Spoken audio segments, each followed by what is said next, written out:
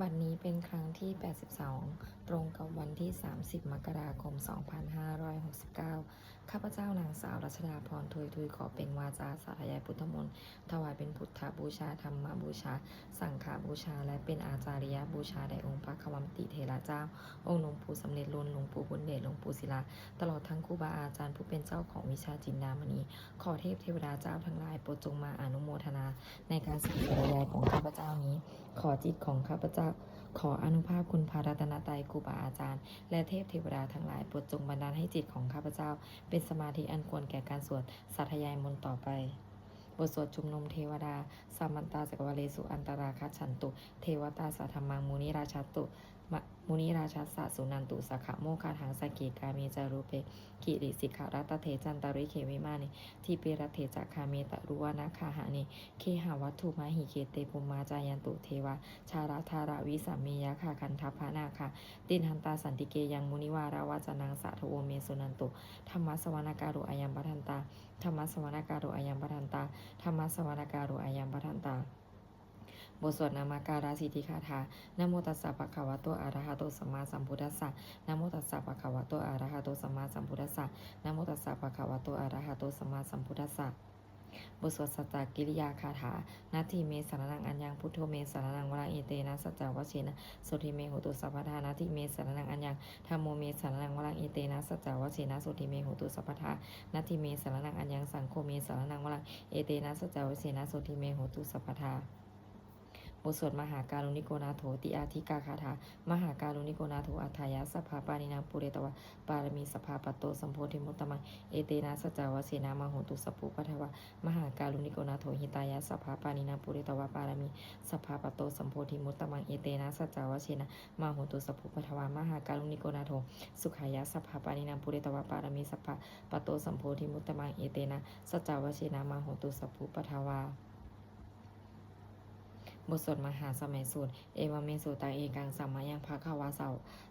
ภควาสักเกสุวิหารติกัปปิลาวัตถุสมิมหาวเนมหาตาภิกขุสังเคนะสติปัญจามติหิภิกขุสติหิสัพเพวะอาหันติหิทัสสหิจโลกาธาตุหิเทวตาเยปุเยนะสันนิปติตาภควันตัง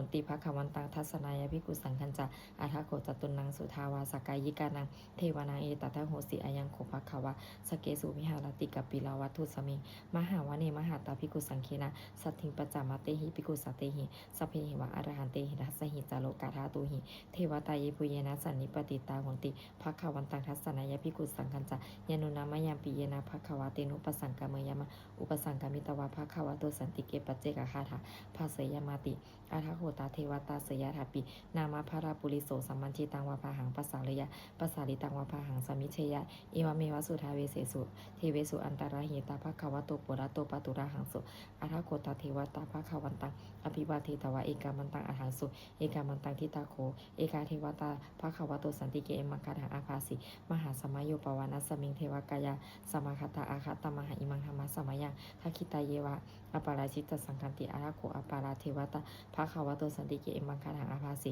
ตตาลาภิกขโวสัมมาราหังสุจิตังอัตโนอุชุกามังกังสุสาราธิวะเนตานิขะเฮตวะอิทิยานิรักขันติปันทิตาติอาราโคอปาราเทวตาภควะโตสันติเกเอมังคาถังอาภาสิเชตวะคีรังเชตวะปาริลีขังอินทักคีรังโอหัจจามะเมชาเตจารันติสุทาวิมาราจักขุมาตาสุทันตาสุสุนาคติอาทาโคอปาราเทวตาภควะโตสันติเกเอมังคาถังอาภาสิเยเกจิพุทธังสารนังคาตาเสนาเตคามิสันติอปายภูมิปหายามานุสันติหังเทวกายังปริปุเรสันติติอาทาโคภควะภิกขุอามันเตสิเยปุเยนะภิกขเวทัสสสุโลกาธาตุสุเทวตาสันนิปติตาโหติตถาคตังทัสสนายภิกขุสังฆัญจะเยปิเตภิกขเวอเหสุอติตามัทารังอรหันโตสัมมาสัมพุทธาเตสัมปิภควันตานังเอตปารามยวะเทวตาสันนิปติตาเหสุเสยาถาปิไมหังเอตระหิเยปิเตภิกขเวภวิสันติ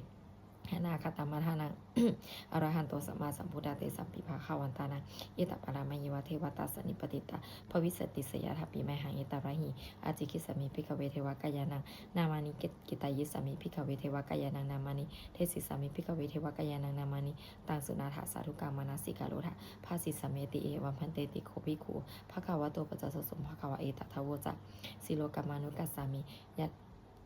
ยะถาภูมาตถาสิตาเยสิตาคิริคปะลังปหิตตัสสมาหิตาปุถุสีหาวาสลีนาโลมาหัสสัมพิโนโอทาตมานัสสสุทาวิปัสสนามนาวิลาพิญโยปัญจสเตยตวาวเนกัปปิลาวัทเวตโตอามาเตยิสราสาวเกสาสเนรเตเทวากายาอภิญกตาติวิชานาถปิโกเตจะอาตาปมังกลุงสุตวาพุทธศาสนาเตสัมปตุลาหุยนาอมานุสานาทัสสนะอภิเกสตะมัทัสคงสหัสสังอัฏฐสัตตลิสตังเอเกสหัสสนะอมานุสานามัทัสสุอภิเกนันตมัทคงทิสาสภาพุทธาอหุตันจัสสัมพังอภิญญายาวาวาคิตวานาจักกุมาอามาตยุสตโตอามาตยิสถาสาวเกสาสเดนะเตเทวากายาอภิญกตาเตวิชานาถปิกโวยิโวหังกิตายิสามิคิราหิอนุปุพโสสตัสสหัสสาวายขาคุมากัปปิลาวัทวาอิทิมันโตชุติมันโตวนาวันโตยัสสิโนมุธรรมนาภิกมุงภิกุณาสมิติงวนาชาสหัสสาหิมาวตายาขานานาตวานิโนอิทิมันโตชุติมันโตวนาวันโตยัสสิโนมุธรรมนาภิกมุงภิกุณาสมิติงวนาสัตตคิลาติสหัสสายาขานานาตวานิโนอิทิมันโตชุติมันโตวนาวันโตยัสสิโนมุธรรมนาภิกมุงภิกุณาสมิติงวนาอิเจเตโสรัสสหัสสายาขานานาตวานิโนอิทิมันโตชุติมันโตวนาวันโตยัสสิโนมุธรรมนาภิกมุงภิกุณาสมิติงวนาเวสามิตาปัญจสตายาขานานาตวานิโนอิทิมันโตชุติมันโตวนาวันโตยัสสิโนมุธรรมนาภิกมุงภิกุณาสมิติงวนากุมเพโลราชาเคโกเวปุลสัตถิเวสนาพิโยนางสตาสหัสสังยะขาไปยิรุปัสสติกุมเพโลราชาเคโกโสภากาสมิติงวนาปุริมันจาริสังราชาทัตตาลโทปัสสสติคันธพนางอธิปติมหาราชายสสิโสปุตตปิตัสสะภาหะโวอินทานามาภาภราอิทิมันโตชุติมันโตวนาวันโตยัสสิโนมุธรรมนาอภิกมุภิกุณาสมิติงวนาทักกินันจาทิสังราชาวิรินโหตปัสสสติกุมพัฒนาอธิปติมหาราชายสสิโสปุตตปิตัสสะภาหะโวอินทานามาภาภราอิทิมันโตชุติมันโตวนาวันโตยัสสิโนมุธรรมนาอภิกมุภิกุณาสมิติงวนาปัจฉิมันจาทิสังราชาวิรูปโคปัสสสตินาคนังอธิปติมหาราชายสสิโสปุตตปิตัสสะภาหะโวอินทานามาภาภราอิทิมันโตชุติมันโตวนาวันโตยัสสิโนมุธรรมนาอภิกมุภิกุณาสมิติงวนาอุตตรัญจทิสังราชากุวิโรตปัสสสติยะขันนังอธิปติมหาราชายสสิโสปุตตปิตัสสะภาหะโวอินทานามาภาภราอิทิมันโตชุติมันโตวนาวันโตยัสสิโนมุธรรมนาอภิกมุภิกุณาสมิติงวนาปุริมาทิสังทัตตาลโททักขิเนนะวิรุณหโกปชิเมนะวิรูปัคโคโกเวโลอุตตรังทิสังจตารโลเตมหาราชาสัมมันตาจตุโลทิสาทัทันละมานาอัทังสุวะเนกัปปิลาวัทเวเตสังมายาวิโนทาสาอากุวันจานิกาสถามายากุเรนทุเวเรนทุวิภูจวิภูโตสหจันทโนกามาเชโทจากิโนคันโทนิคันโทจะปนาโทโอปามัญโยจะเทวสุโตจะมาตาริจิตาเสโนจะคันทโพนะรุราชาชโนสโพอาคูปัญจสิโกเจวะติมพารุสิริยาวัชชาสาเอเตจันเยจาราชโนคันทภาสหาราชุพีโมทามานาอภิกมุงพิกุนันสามิติงวนาอาหาคูนาภาษานาคาเวสาลาสหัตตจักกะกัมพลสตลาอาคูปายาคาสหายติพิยามุนาทัตตลัทธะจะอาคูนาคายสสิโนเอราวันโนมหานาโคโสปาคาสมิติงวนาเยนาคาราเชสหสหารันติทิพาติชาปคิวิสุทธจักโกเวหายาสาเตวานามัชฌปัตตาจิตราสุปนาอิติเตสานามังอภยันตทานาคาราชานามาสิสุปันนาโตเขมามากาสิพุทโธสันนาหิวจหิอุปาวะหยันตานาคาสุปันนาสารณะมากังสุพุทธังชิตาวาชิลาหัตเถนะสมุทังอสุราชิตาพาทโลวาสวะเสเตอิทิมันโตยัสสสิโนการากัญชามหาพิสมาอสุราธานาเวขานาสาเวปจิติสุจิติตาปหาราโทนโมจิสหัสตัญจาภริปุตตานังสัพเพเวโรจานามากาสันนาหิตวาภริงเสนังราหุพันหันโมปาคโมสัมมายุธานิพันหันเตภิกุนังสามิติงวนังอาโปจเทวาปทาวิจเตโชวายโยตถาคมุงวารุณาวารุณาเทวาโสโมจยัสสสาสหาเมตตากานุนากายิกาอากุเทวายัสสสิโนทัสสิเอหัสถากายาสพินานาตวานิโนอิทิมันโตชุติมันโตวนามันโตยัสสสิโนมุธรรมนาภิกรรมภิกุณาสามิติงวนังเวนทุจเทวาสหาริจะอาสมาจทุเวยามาจันทสุปนิสาเทวาจันทมาคุปุรคิตาสุริยสุปนิสาเทวาสุริยมาคุปุรคิตานักขตานิปุรคิตวาอากูมันทะลาวาหากาวาสุนังวาสโวเสโทสักโกปะขับปุรินทัตโททัสสิเอหัสถากายาสพินานาตวานิโนอิทิมันโตชุติมันโตวนามันโตยัสสสิโนมุธรรมนาอภิกรรมภิกุณาสามิติงวนังอาหาคุสหภูเทวาชาลามากิสิกขาริวัตอริทกาจาโลชาจาอุมาปุพานิภาสิโนวัลุนาสหธรรมาจาอาตุตาจาอเนชกา สุเลยาลุจิลาอากูอากูวาเสเนสิโนฮัสสิเดฮัสดากายาสเพนานาตวานิโนอิทิมันโตชุติมันโตวานาวันโตยัสสิโนโมทามนาภิกมุงภิกุณาสามิติงวนาสามานามหาสามานามนุสามนุสุตมาคิทาปตุสิกาอากูอากูมโนปตุสิกาอารากูหลายโยเทวายเยจโลหิตวาสิโนปาลาคามหาปาลาคาอากูเทวายาสสิโนทัสสิเดฮัสดากายาสเพนานาตวานิโนอิทิมันโตชุติมันโตวนาวันโตยัสสิโนโมทามนาอภิกมุงภิกุณาสามิติงวนาสุขากาโลมหาอารุณาอากูเบคานาสาสหโอทาตะคยหาปามุขาอากูเทวาวิจักขณาสถามัตตหาราคชามิสกาจยสสิโนธนายังอาคาปชุโนโยทิสาอภิวัสติทัสสิเดทัสรากายาสเพนานาตวานิโนอิทิมันโตชุติมันโตวนามันโตยัสสิโนมุทามนาอภิกมุภิกุณาสามิติวนาเขมิยาตุสิตายามากทากาจยสสิโนสัมพิตาการามาเชธาโชตินามาจาอาสวานิมาลาลติโนอาคูอาถาคูปานานิมิตาทัสสิเดทัสรากายาสเพนานาตวานิโนอิทิมันโตชุติมันโตวนามันโตยัสสิโนมุทามนาอภิกมุภิกุณาสามิติวนาสัทเหเตเทวานิกายาสเพนานาตวานิโนนามานวเยนะอาขันชุเยจเนสาทิสาสหปบุทชาติมาคิรังโอคาตินามานาสาวังทักขิโมคาตารังนาคังจันทังวะอสิตาติตังสุพรมาปารามาโตจัปุตตาอิทิมาโตสหัสสันมังกุมาโลติโสจาโสปาคาสมิติวานังสหัสพามาโรกานังมหาพมาพิติทติอุปปโนชุติมันโต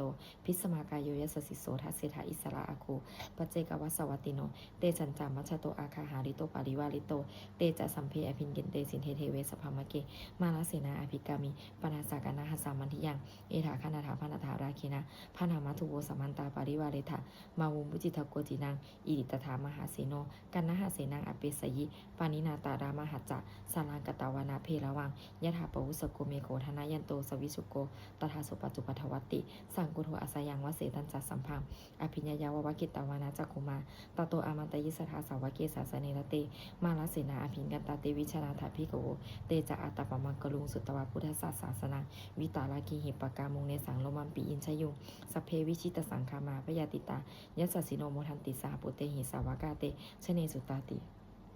บทสวดจุลชยปารากรนะโมเมพุทธเตชะสารัตนาตยาธรรมิกาเตชะปสิทธิปสิเทวานารายะปาราเมสุระสิทธิพัมมาจะอินทาธาจะอินทาจะจะตุโรกาคัมภีรักขกาสมุทาผู้ตุงคังคาจะพระมะชยปสิทธิภาวันตุเตชยชยธารณิธารณีอุทาที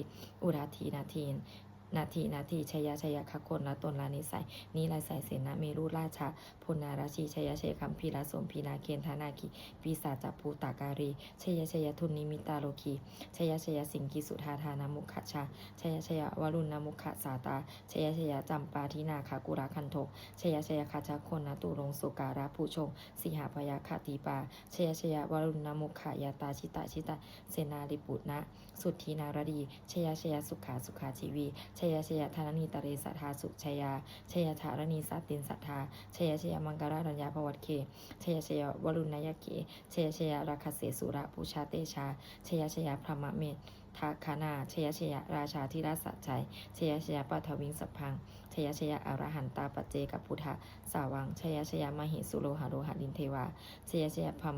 มาสุรโคชยนาโควิรุณโกวิรุปโกตันทิมาราวีอินโทจะเวนาเตโยจะโกเวโรวลุโนปิจะอัคคิวายโยจะปาชุนโหกุมาโรทัตตารัทโกอาธาราสะมหาเทวาสิทธิตาปัสสะอาทายโยอิสิโนสาวากาสัพพาชยราโมภวันตุเตชยธรรมโมจะสังโฆจะทัสสะ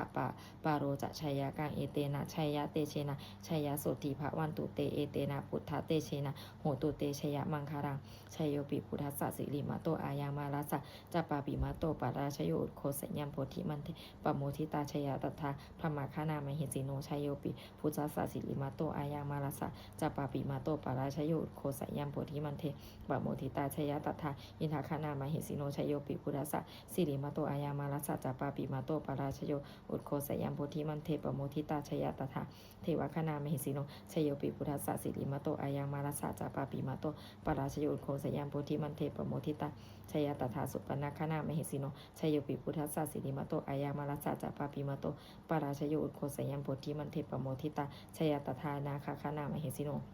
ชัยโยปิพุทธัสสะสิเรมโตอายังมาลสัจจปาปิมาโตปาราชโยโคสยังโพธิมันเตปโมทิตาชยตถาสัพพมากานามหิสิโนชยันโตโพธิยามุลิสกยานังนันทิวัตโนเอวังตาวังวิชโยโหหิชยสุชยมังคาเรอปาราชิตาปาลังเกเสเสปทาวิโปคาเรอภิเสเกสัพพพุทธานังอัปคัปปโตปโมทัตติสุนักตังสุมังคลังสุปปาตังสุโหทิตังสุขโนสุโมโหโตจสุริถังธรรมจาริสุปทักขินังกายกรรมังวาจากรรมังปทักขินังมโนกรรมังปณิทิเตปทักขินานิกตวานารพันตันเถปทักขิเนเตอัฏฐรัตถาสุกิตาวิรุณหาพุทธศาสเนอโรคาสุกิตาโหทาสหสพพิหิยติภิสุนันตุพนโตเยเทวาอัสมินทานีอธิคตาติคายุกาสัทธาหนตุสุกิตาหนตุสัพพทารักขันตุสัพพสัตตานังรักขันตุชินาสาสนังยากาจิปทานาเตสังสัพเพปุเรนตุมโนรัฐายุตกาเรปวัสสันตุวสังวสาวาราหกาโรคาจุปัทถวาเตสังนิวาเรนตุจัสสัมภทากายสุขังจิตตสุขังอรหันตุยะถาระหังบทสวดธรรมานิยามาสุตังเอวเมสุตังเอกังภะคะสัมมายังภะคะวาสาวัติยังวิหารติเชตาวานิอนาคปินทิกัสสาอารามีตตะระโกภะคะวะภิกขุอามันเตสีภิกขวติพะทันเตติเตภิกขุภะคะวะโตปัจจสสุภะคะวะเอตถาวะจะอุปทาวะภิกขเวตถาคตานังอนุปทาวะตถาคตานังทิตาวาสาธาตุธรรมะทิตตธรรมนิยามตาสพเพสังขาระอนิจจติตังตถาคโตอภิสัมพุชติอภิสเมติอภิสัมพุชิตวะอภิสเมตวะอาจิกติเทเสติปัญญาเปติปัฏฐเปติวิวารติวิภัชชติอุตตานิกโรติสัพเพสังขาราอนิจจติอุปทาวะภิกขเวตถาคตานังอนุปทาวะตถาคตานังทิตาวาสาธาตุธรรมะทิตตาธรรมนิยามตาสพเพสังขาระทุกขติตันตถาคโตอภิสัมพุชติอภิสเมติอภิสัมพุชิตวะอภิสเมตวะอาจิกติเทเสติปัญญาเปติปัฏฐเปติวิวารติวิภัชชติอุตตานิกโรติสัพเพสังขาราทุกขติอุปทาวะภิกขเวตถาคตานังอนุปทาวะตถาคตานังทิตาวาสาธาตุธรรมะทิตตาธรรมนิยามตาสพเพธรรมะอนัตติตังตถาคโตอภิสัมพุชติอภิสเมติอภิสัมพุชิตวะอภิสเมตวะอาจิคติเทเสติปัญญาเปติปัฏฐเปติวิวารติวิภัชชติอุตตานิกโรติสัพเพธรรมะอนัตติอิทัมมโวจะภะคะวะอัตตมนะเตภิกขุภะคะวะโตภาสิตังอภินันทุนติบทสวดผัทเถการตคาถาอาติตังนาวะขะเมยานาปาติกังเคอนาคตังบุคคลไม่ควรตามคิดถึงสิ่งที่ล่วงไปแล้วด้วยอาลัยและไม่พึงพะวงถึงสิ่งที่ยังไม่มาถึงยะถาตีตปะตามปะหินันตังอัปปานันจะอนาคตังสิ่งเป็นอดีตก็รับไปแล้วสิ่งเป็นอนาคตก็ยังไม่มาปัจจุบันนันจายุธรรมังตถาตถาวิปัสสติอสังหิรังอสังกุปังตังวิธามานุภารุหายเยผู้ใดเห็นธรรมมันเกิดขึ้นเฉพาะหน้าในที่นั้นยังแจ่มแจ้งไม่งอนแงนขอนแคนเขาควรเพาะปลูกอาการเช่นนั้นไว้อัจเฉวากิจจามาตาปังโกชัญญามารณาสุเวความเพียรเป็นกิจที่ต้องทำวันนี้ใครจะรู้ความตายแม้พรุ่งนี้นาหิโนสังขารันเตนะมหาเสนินะมัจจุนาเพราะการผัดเพี้ยนต่อมัจจุราชซึ่งมีเสนามากย่อมไม่มีสำหรับเราเอวาวิหาริมาตาปิงอโหรัตตามาตันตังทิตังเวปัตเถการโตติสันโตอาจิคเตมุนีผู้สงบย่อมกล่าวเรียกผู้มีความเพียรอยู่เช่นนั้นไม่เกียจคร้านทั้งกลางวันกลางคืนว่าผู้เป็นอยู่แม้เพียงราตรีเดียวก็น่าชม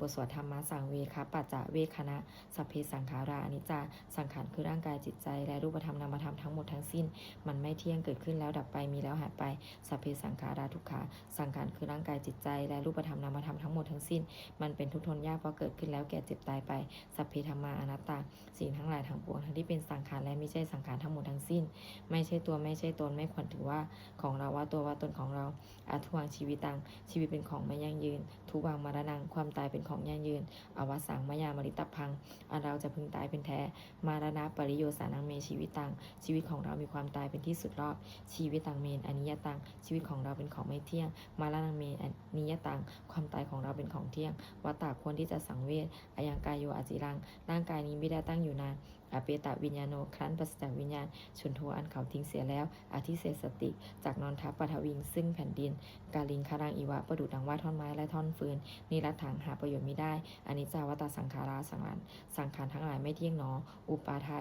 วายะธรรมิโนมีความเกิดขึ้นแล้วมีความเสื่อมไปเป็นธรรมดาอุปาชิตวานิรุสันติขันเกิดขึ้นแล้วย่อมดับไปเตสังอุปสัมโมสุขโขความเข้าไปสงบระงับสังขารทั้งหลายเป็นสุขอย่างยิ่งสัพเพสัตตามรันติจะสัตว์ทั้งหลายทั้งปวงกำลังตายอยู่มริงสุจะมริสเลที่ตายแล้วและกำลังจะตายตเทวะหังมริสามีเราก็จักตายอย่างนั้นเหมือนกันนัตถิเมเอถาสังสโยความสงสัยในความตายนี้ย่อมไม่มีแก่เราเลย บทสวดเมตตายังกินจิกุสลังกัมมังสัพเพหิพัตเตหิกตังปุญญโนอนุโมทันตุสุนันตุโพนโตเยเทวะอัสสมิงธานิอธิกัตตาธิกายุกาสัทธาหนตุสุกิตาหนตุทุกขาปมุจจันตุมาตาปิตาสุกิตาหนตุทุกขาปมุจจันตุสัพเพยาติกาสุกิตาหนตุทุกขาปมุจจันตุสัพเพอายาติกาสุกิตาหนตุทุกขาปมุจจันตุสัพเพปิสาสัพเพยาขาสัพเพเปตาสุกิตาหนตุทุกขาปมุจจันตุสัพเพอาจาริยุปชายาสุกิตาหนตุทุกขาปมุจจันตุสัพเพนักขตาสุกิตาหนตุทุกขาปมุจจันตุสัพเพเทวาสุกิตาหนตุทุกขาปมุจจันตุสัพเพสัมมาตินังสมิชันตุโอบทสวดบูชาหลวงปู่ทวดนะโมโพธิสัตว์โตอาคันติมายาอิติภะคะวะนะโมโพธิสัตว์โตอาคันติมายาอิติภะคะวะนะโมโพธิสัตว์โตอาคันติมายาอิติภะคะวะบทสวดปฏิทานาคาถายาเทวตาสันติวิหาราวาสินีตุเปคะเรโพธิคะเรตหิงตธรรมะธานินะภาวันตุปุชิตาสุทิงกรุณเตถาวิหารามันทะเลเทราจามัชชานาวากาจะพิขโวสารามิกาธานาปฏิอุปาสกาข้ามาจะเทสานิขามาจะอิสระสัมปานาปุตตาสุกิตาภวันตุเตชาลาภูชายเยปีจะอันทัสสัมภาวาสังเสทชาตาอัฏฐาวุปปาติกานิญานิกังธรรมาวารังปกิจจะเตสัมเพปิทุกขัสสะการุณตุสังขยังทาตุจิรังสตังธรรมโมธรรมทาราจปุคาราสังโฆโหตุสมัคควะอัฏฐายะจะหิตายะจะอัมเหระคตุสัทธรรมโมสัพเพปิธรรมาจาริโนวุทิงสัมปาปุเนยามะธรรมเมอริยปเวทิเตปัสสนาโหตุสัพเพปิปานิโนพุทธศาสเนสัมมาทารังปเวชันโตการเรเทโวปวัสสตุบุธิภาวายสัตตานาสมิทางเนตุเมธานิงมาตาปิตาจะอัตราชังนิจังรักขันติปุตตะกังทะเอวังธรรมเมนะราชโนปชังรักขันตุสัพพทาบทสวดเทวตาอุโยชนาคาถาทุกขปัตตาจนิทุกขพยาปตาจนิพยาโสกปัตตาจนิโสกาหุนตุสัพเพปิปานิโนเอตาวตาจามหิสัมปตังปุญญาสัมปดังสัพเพเทวานุโมทันตุสัมภาสัมปติสิทธิยาทานังทานันตุสัทธายาสีลังละคันตุสัพพทาภาวานาพีรตาหุนตุกัจฉันตุเทวตาคตา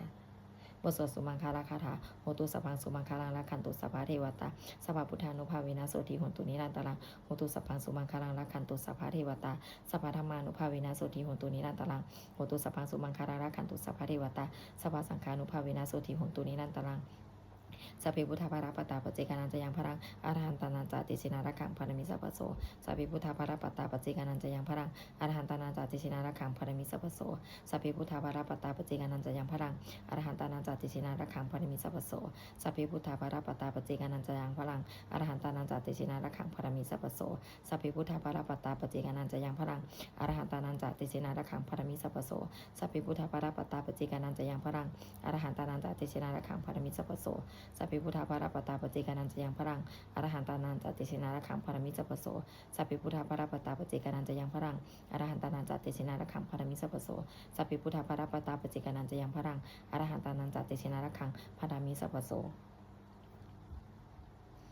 ด้วยอำนาจแห่งบุญกุศลที่ข้าพเจ้าได้สวดสาธยายพระพุทธมนต์นี้ข้าพเจ้าขอน้อมเกล้าอุทิศถวายเป็นพระราชกุศลแด่สมเด็จพระนางเจ้าสิริกิติ์พระบรมราชินีนาถพระบรมราชชนนีพันปีหลวงผู้เสด็จสู่สวรรคาลัยขออานิสงส์แห่งบุญกุศลนี้จงเป็นสัพพสิริมงคลแก่ข้าพเจ้าให้แคล้วคลาดปลอดภัยจากทุกโศกโรคภัยอันตรายทั้งปวงให้มีแหล่งรายได้อันสุจริตมั่นคงเป็นสัมมาอาชีพอันชอบธรรมคำว่าไม่มีอดอยากยากจนขออย่าได้มีแก่ข้าพเจ้าขอให้ข้าพเจ้ามีสัมมาทิฏฐิตั้งมั่นในพระธรรมคำสอนแห่งองค์สมเด็จพระสัมมาสัมพุทธเจ้าดำรงอยู่ในความดีงามตลอดกาลและนานอีกทั้งขอเทพเทวดาทั้งหลายผู้ได้อนุโมทนาสาธุการในบุญกุศลนี้โปรดประสิทธิ์ประสาทพรน้อมส่งอนุภาพแห่งมงคลไปสู่วัตถุมงคลพระปิตายอดเศรษฐีทั้งฝ่ายไทยและฝ่ายลาวรวมถึงวัตถุมงคลทั้งปวงที่สามสิ่งอโมฤตได้จัดสร้างขึ้นให้เปี่ยมด้วยพุทธานุภาพเทวานุภาพและฤทธานุภาพอันศักดิ์สิทธิ์อำนวยผลให้เป็นสิริมงคลแก่ผู้ครอบครองและบูชาทุกประการเทอญ